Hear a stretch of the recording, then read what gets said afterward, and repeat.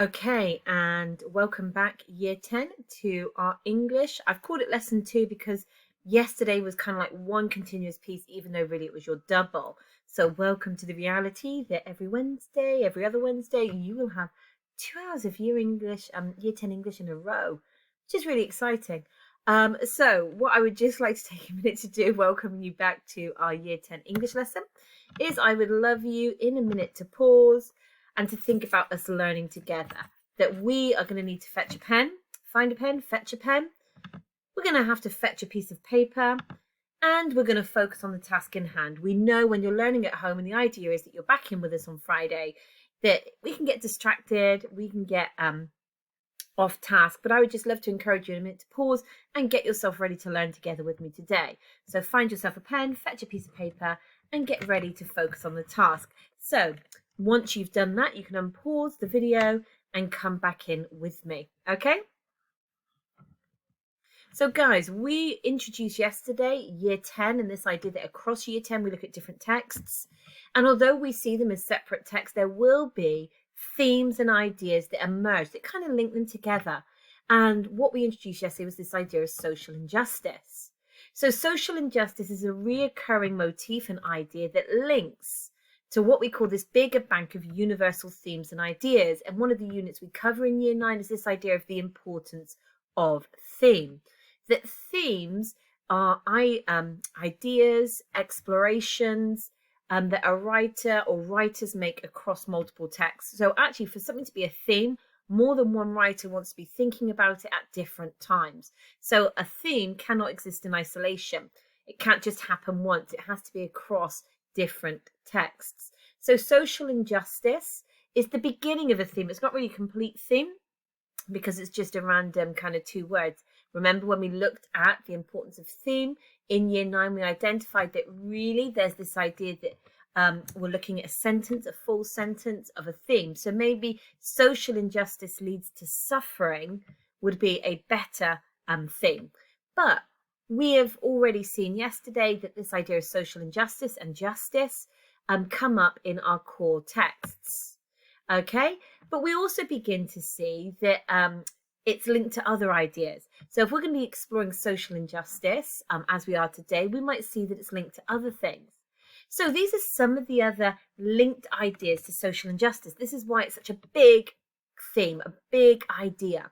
Because actually social injustice, this idea of people being treated unfairly, this idea of society discriminating against people, treating people unfairly, treating people badly, often can be linked to the idea of poverty. We can see and will see in some of our key texts this idea that poverty is linked to social injustice, that some people are treated unfairly because they are poor, because they live in poverty or economic deprivation, because they don't have as much money as other people. Social injustice also occurs when we look at the class divide, so how the rich and the poor are treated differently. Social injustice is linked to the bigger ideas of inequality. This idea that we can look across our society and see that things are not the same for everybody. People's experiences are not the same for everybody. I think during the pandemic, one of the things that kept cropping up on social media was this idea that we're not all in the same boat. You know, that some people have different types of boats. We're not all in the same boat when we go through the pandemic. We're not all in the same position. And that's really a metaphor for inequality, that we're not all the same. Society doesn't treat us the same. We also see linked to this idea of social injustice across our key text this year, the misuse of power. Why do people get away with treating other people badly? Why do people get away with treating others unfairly? Often it's because there's a misuse of power, that they in some way have more power than somebody else, so can use that power to treat that person unfairly. We'll look at issues around discrimination, how some people are discriminated against or treated badly because of the way society views them. We see really that social injustice is directly linked to suffering, the suffering of individuals, the suffering of groups of people. Okay, and the relationship between those ideas. We can see that social injustice is also linked to elitism, where some people are treated well and fairly and others aren't. often this, what we call this elite group, the group in society that are treated the best or better than everybody else, they tend to perpetuate or mete out social injustice rather than be on the receiving end of it. Social injustice can be linked to the ideas of ambition. Often it can be, like we saw with Macbeth, a person's ambition that can lead to people being treated unfairly or badly. Social injustice can be linked to corruption. So we could argue that a society that has injustice within it is some way corrupt, it's gone bad. Okay? And social injustice can be linked to conflict. So we recognize from yesterday that social injustice is a reoccurring motif, idea that's explored across all of your key texts. So that's the what. Yeah, what might our key text, what might Macbeth, Blood Brothers, Christmas Carol be drawing attention to? Social injustice. But today, oh, and I forgot that one, sorry, the fight between good and evil. But today we're going to be thinking about, well, how? How can writers show social injustice? How can they draw attention to social injustice? How can writers give us a window into the world of social injustice? And how do they show that people suffer when they are treated unfairly? Now, I'm going to be honest with you. Because we know there's different issues around access to home learning, etc. I'm going to look at a text to you today that is not linked, that is not from A Christmas Carol, that is not from Blood Brothers, that is not from Macbeth, but it will still illustrate this process of how we explore texts. So actually, when you begin to read Blood Brothers in next week, you might look for the theme of the motif of social injustice. We might be talking in class about poverty and the class divide. We might be talking about corruption, the fight between good and evil. That's the what, but we'll also be thinking about the how. Well, how does the writer show us social injustice? How do they present it to us? And we're going to practice that today. So guys, you've listened really well so far. You've got a minute to pause. Now, I know it's a big question, but this could be our title for today. How do writers show us social injustice? So you can write that as your title, just as our starting point, okay? So how do writers show us social injustice? Okay, so how is social injustice shown? How do writers show us social injustice? And we're going to focus just on this one-off extract today. Okay, now I'm going to read it. I've said let's read this together because although you're going to hear my voice, I would really encourage you, if you can follow on the screen. Look, I don't know, it should be showing you. I'm just moving my mouse along. That's a way that I follow when I'm reading on screen. There might be a moment where I pause and ask you to just think about a word or an idea. So I really am imagining that we are reading this together. Although it's my voice, you are also reading with me. Okay, you ready? So let's read this extract together. Although Oliver had enough to occupy his attention in keeping sight of his leader, he could not help bestowing a few hasty glances on either side of the way as he passed along. So we're just going to pause there because it's a full stop. So that's our natural pause point. Okay, that's where the writer is saying stop. So quick couple of questions just to think about, thinking out loud on paper, okay? Who is introduced at the very beginning of this first sentence? What's the character name? Brilliant.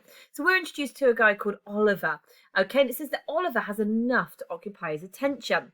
So something's going on around Oliver. There's a lot going on, okay? But the thing that's keeping his attention is the sight of his leader. Brilliant. So if we just look at this word leader. Now, guys, Oliver then is introduced as our first two, and he is following a leader. Okay, in other words, he's following somebody. So it's saying that that's enough to occupy his attention. In other words, our character Oliver is really focused on following the leader, but it says he could not help. In other words, he's getting distracted. He could not help bestowing a few hasty glances, a few quick looks on either side of the way as he passed along. So we've just been introduced to a character called Oliver. He's following somebody else. We only know this person as the leader, but he's distracted. He's looking around him. Okay, let's look at sentence 2. A dirtier or more wretched place he had never seen. So why is Oliver distracted? Why is he trying to keep his eye on the leader but also looking around him? He's in a disgustingly filthy, dirty place. Now, this lovely word wretched, right, it's a really powerful word. It's called wretched. So if something is wretched, it is kind of broken and terrible. It's an awful place. So our character Oliver is walking along trying to follow somebody, and he realizes that he's distracted because he's in this filthy, dirty place. Okay, so then it's going to qualify where this place is. Look, the street. So the street was very narrow, so very difficult to pass through, very narrow and muddy. So what's creating this dirty environment? Well, it's muddy. And the air was impregnated with filthy odors. So he can see mud, he can see that the street is narrow, but also it says here filthy odors. So an odor is a smell. So we're also here appealing to the sense of smell. So by sentence 3, we know we're in a street that looks terrible. It's dirty, it's muddy, and the air smells filthy. The air smells really bad. Now this lovely verb, impregnated, means that the smell is so bad you can't get it out. Okay, so the air in this street is so bad, so thick with filthy smells, it will never get out. Brilliant. Okay, there were a good many small shops. So the street, narrow, muddy, it's filthy, it's dirty, and there's lots of very small shops. But, gotta love a but, guys. Always take notice of a small but, okay? Because it's a small word, but it's a really important word because it shows a change. So from where we are, this narrow, filthy, dirty street, but what's going to come next is more important. But the only stock in trade appeared to be heaps of children, who even at that time of night were crawling in and out of doors or screaming from the inside. Now, shops, what do shops do, guys? Just to help you understand this old-fashioned phrase here. Shops sell things. Yep, shops sell goods, merchandise. So when it says stock in trade, if any of you work, don't know, you might not be old enough yet. If you end up working in Spar, you might be told to do a stock check or to put the stock out. So stock is the other word we use for the things that shops sell.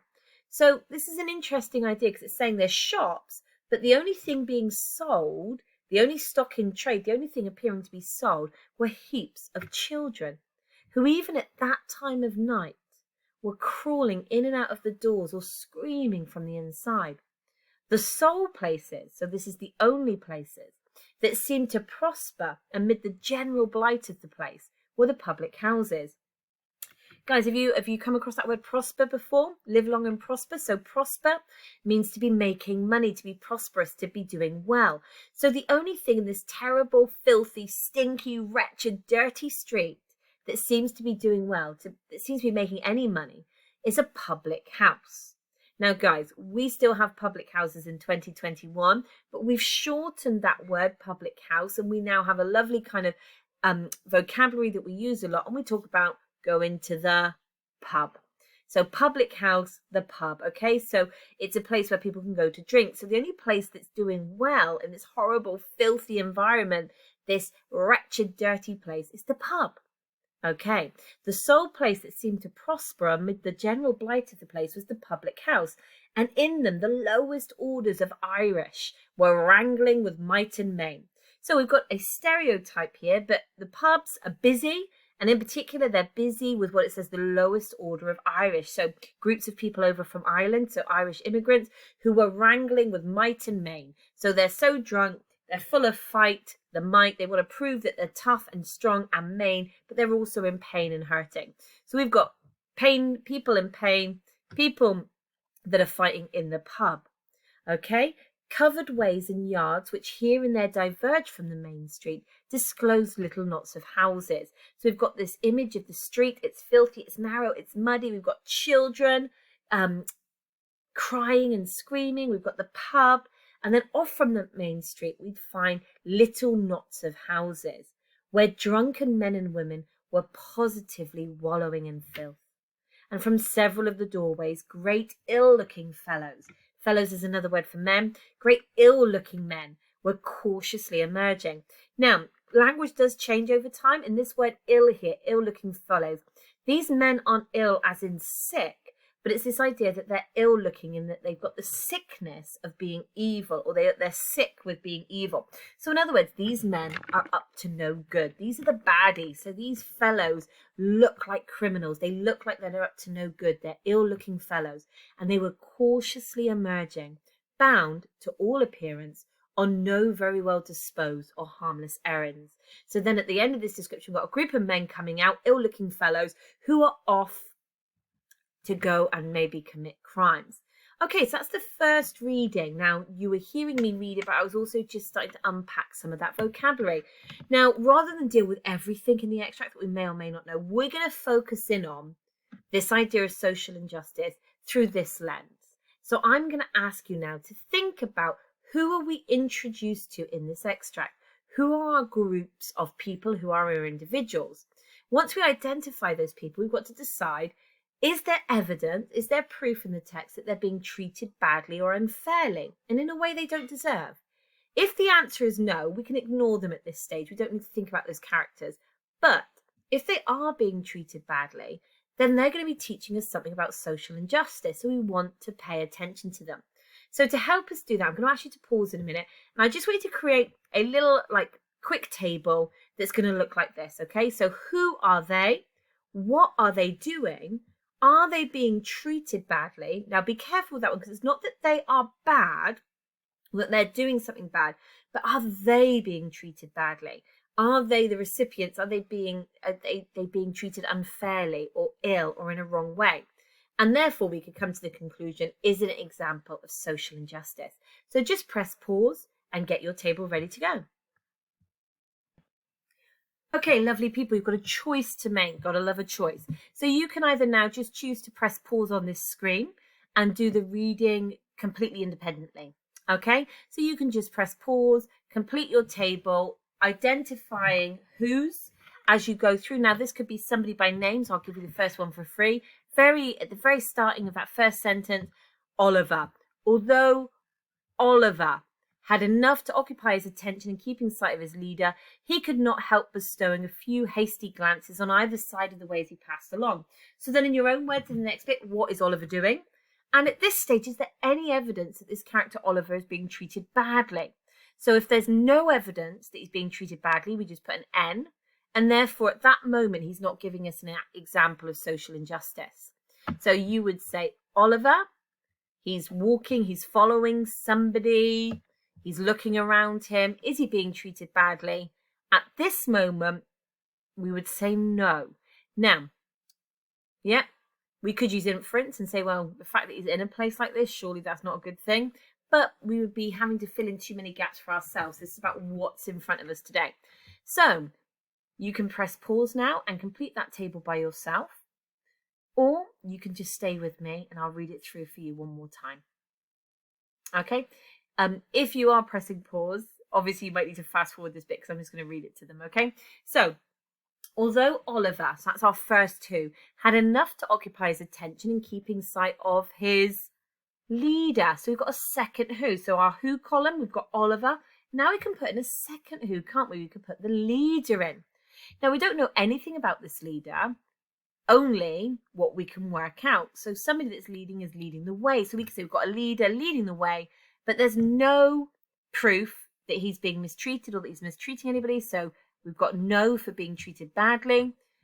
So we're not going to focus on that one as an example of social injustice. Okay, a dirtier or more wretched place. So we're not talking about who's at the moment, we're talking about places. So we can skim read this bit because it's not giving us what we want, which is the who, the people that are involved. So a dirtier or more wretched place he had never seen. Now that he takes us back to Oliver, who's looking around at this place in disbelief and disgust. This is still to do with place, isn't it? The street. So we can't write anything about this one. The street was very narrow and muddy, and the air was impregnated with filthy odours.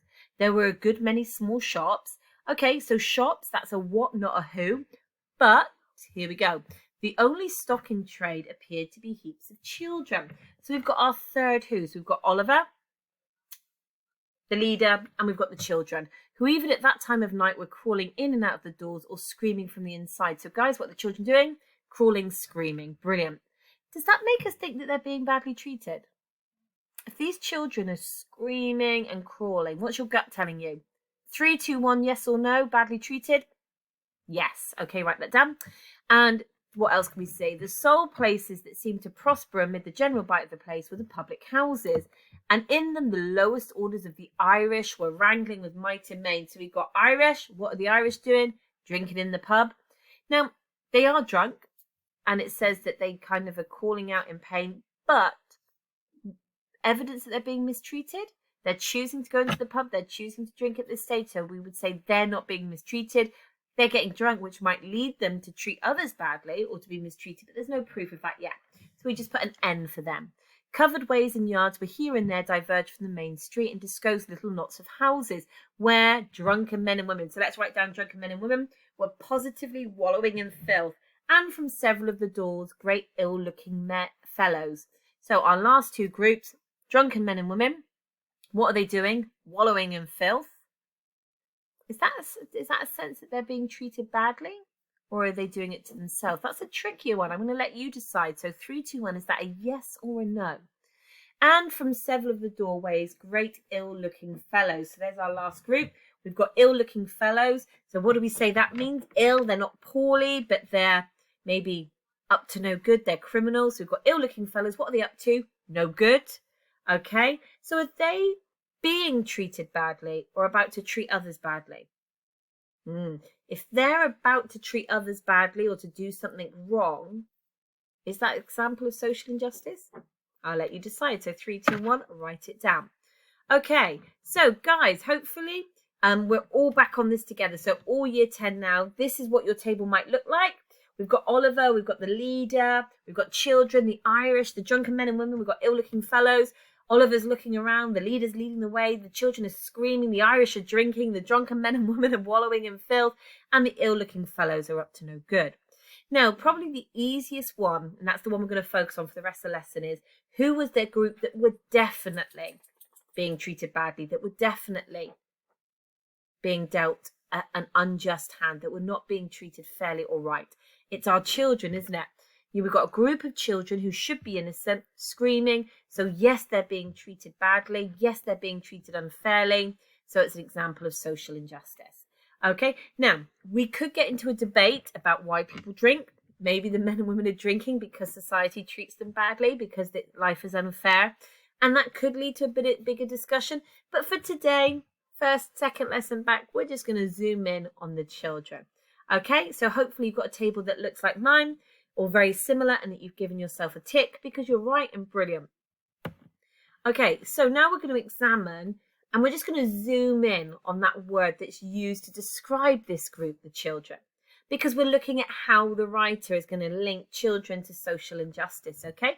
So let's have a little look then. So it says here, zoom in on the words and phrases used to describe this group, used to describe the children. So we're looking at this sentence. There's only one sentence we're zooming in on. Okay, and we're going to underline or record in our books 3 particular words or phrases that stand out to you that help us imagine or visualize the children.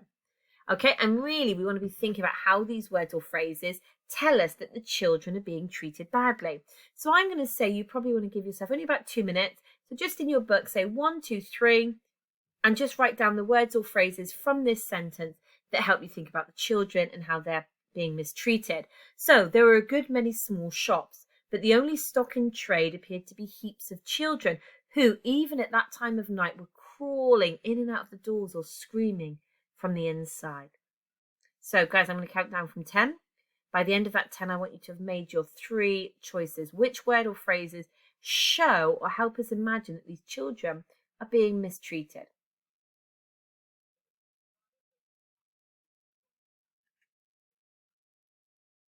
10 seconds? Okay, if you need a bit longer, you can pause me. So let's see if we're right.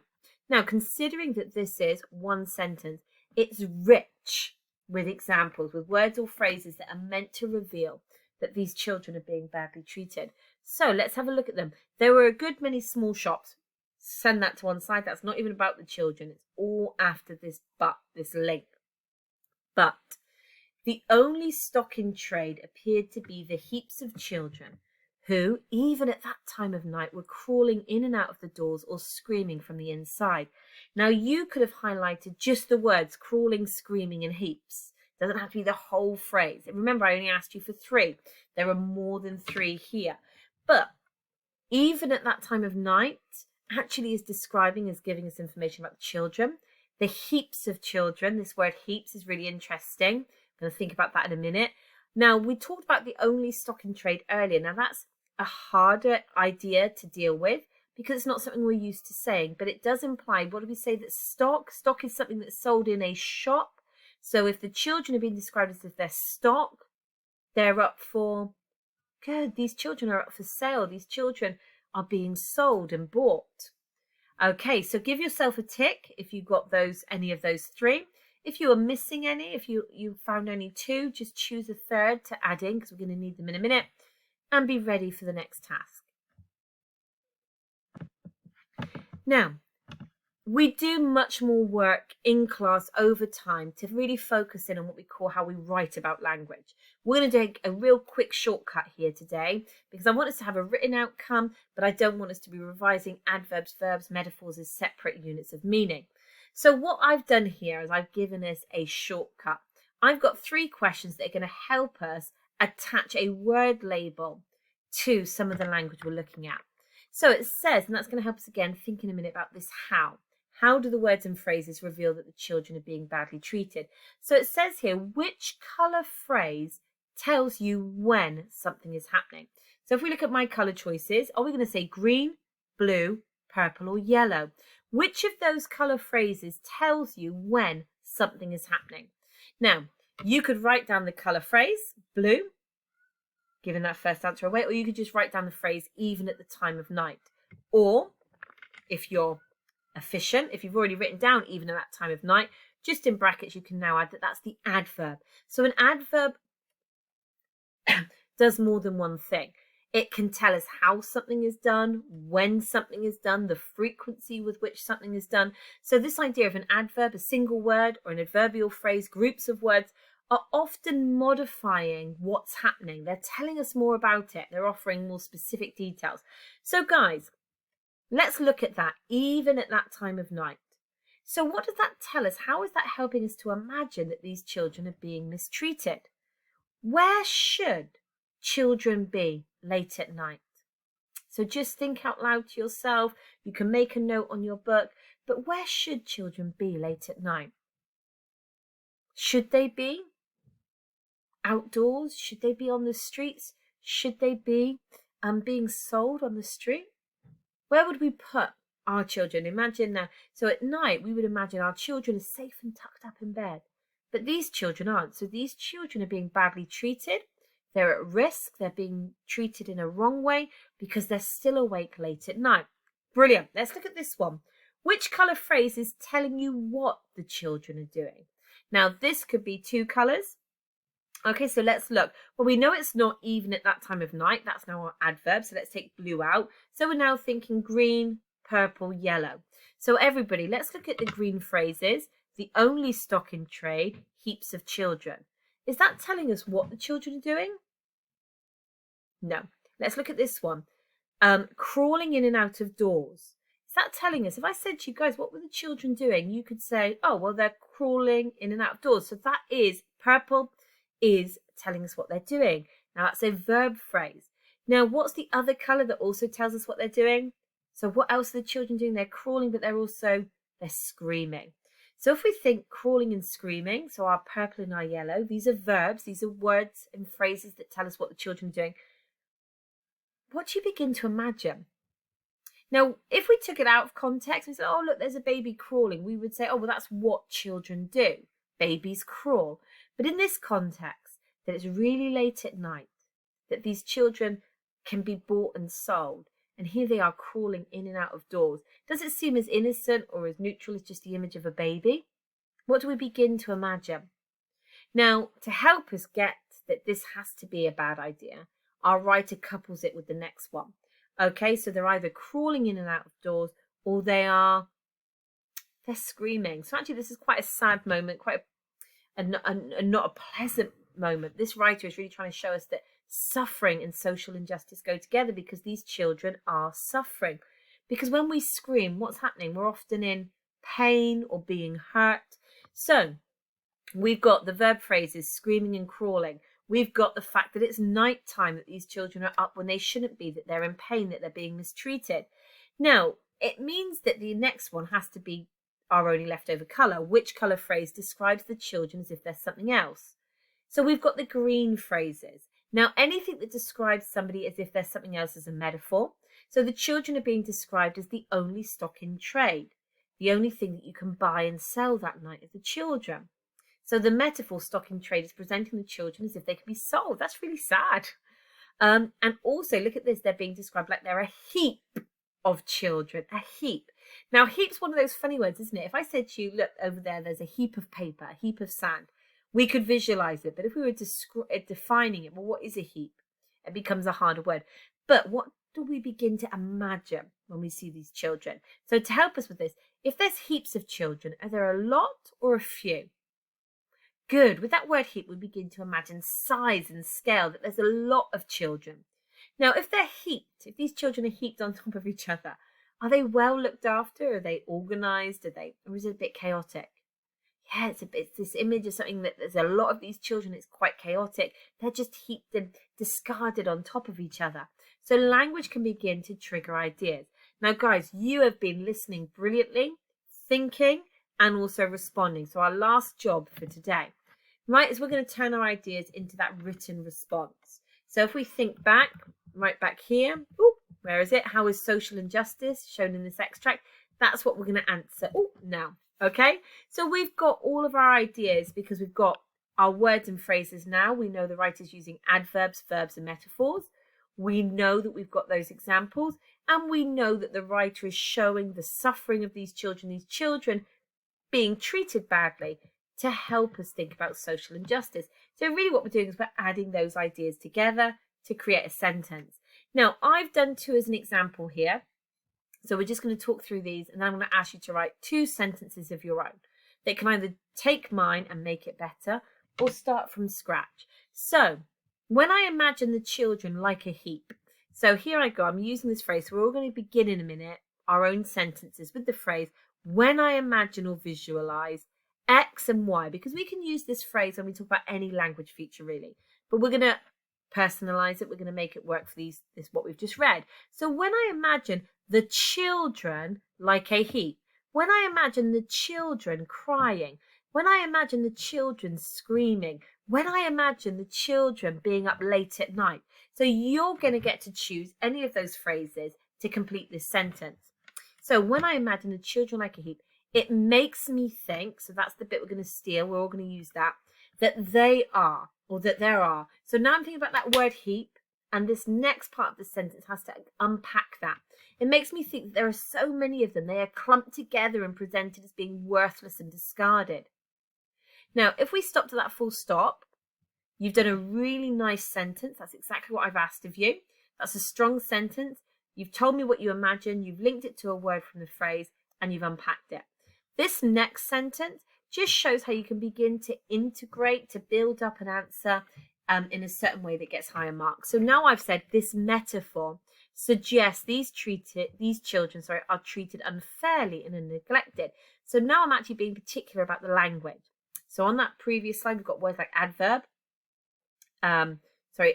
verbs, and metaphors. So we've got the information that could help us all write an extra sentence just to build our answer up. So this metaphor suggests these children are treated unfairly and are neglected. So now I'm linking it back to that definition of social injustice, because social injustice means people are treated unfairly. I could have been even better, because I could have said this metaphor suggests society treats these children unfairly and neglects them. So actually then I really am homing in on that definition. Okay, now, so if you were doing this for yourself, you could pick a verb, you could pick the adverb, you could pick the bit stock in trade, you could look at the other metaphor. So when I imagine the children crying and screaming, it makes me think that these verbs suggest society allows children to be in pain and go and to be hurt. Okay, and then you've done your sentence. Now, for the second sentence, despite being. Now, it's actually quite similar, but it's getting you to look at the same ideas from slightly different angles. Because actually, what we want to show about social injustice is it's always set against what we think things should be. We think things should be just. We think things should be right. So when it says despite being children, so if we say despite being children who should be treated fairly and protected by society, they are described using the verb screaming which shows, sorry, because they're suffering and crying out loudly in pain. So we could say, despite being children, yeah, who should be treated fairly and protected by society, they are described using the metaphor stock in trade, which shows they can be bought and sold as if they were objects. This is clearly wrong. Now, guys, your job is you can just take the red phrases over here and have a lot more freedom and go for it and just talk to me about 2 of the words or phrases that present these children. Or you can just begin to change my examples if you would like more help. Okay, don't forget to send that to your teacher, and thank you for listening.